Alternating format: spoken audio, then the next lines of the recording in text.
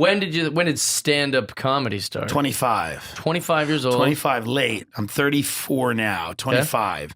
I was in mortgages. They fell apart. We all know financial crisis 2009. I was still trying to sell them. I was in this dilapidated office building with 9 other losers, society's throwaways, thinking that the market was going to come back. We're all going to make money. It was an absolute nightmare. I got a summons to be on jury duty for a trial, murder, torture, rape trial. It was the best experience of my life.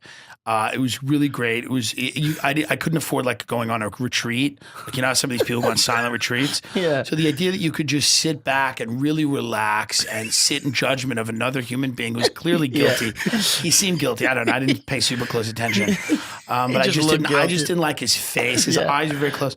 And murder on his face. Yeah, and it was just 2 weeks, and they talked about mortality every day.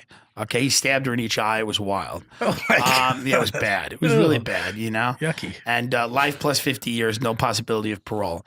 And he kind of liked me, which was sad because I would like drop Altoids, and sometimes I'd eat potato chips, and like everybody would look at me, and then he would kind of look at me like, "Oh, we got a cut up. This guy's a clown." That is fun. It was a good time. I mean, I would just eat potato chips while the coroner was on, or the medical examiner talking about.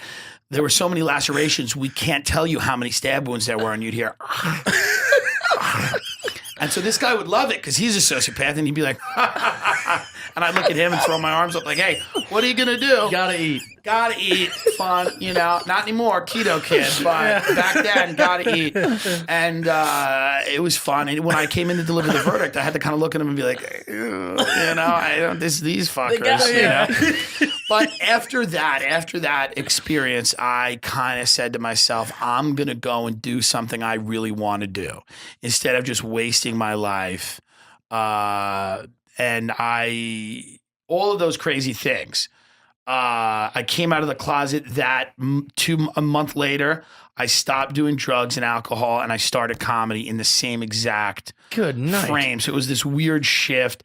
And then I just dedicated myself 100% to comedy, moved to New York City, and it ended up being okay and being good.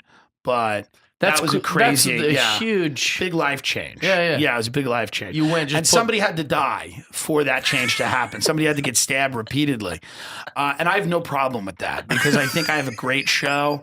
And if people come out on the road to see me, they'll have a really good time. And frankly, I don't know how funny that bitch was, but probably not.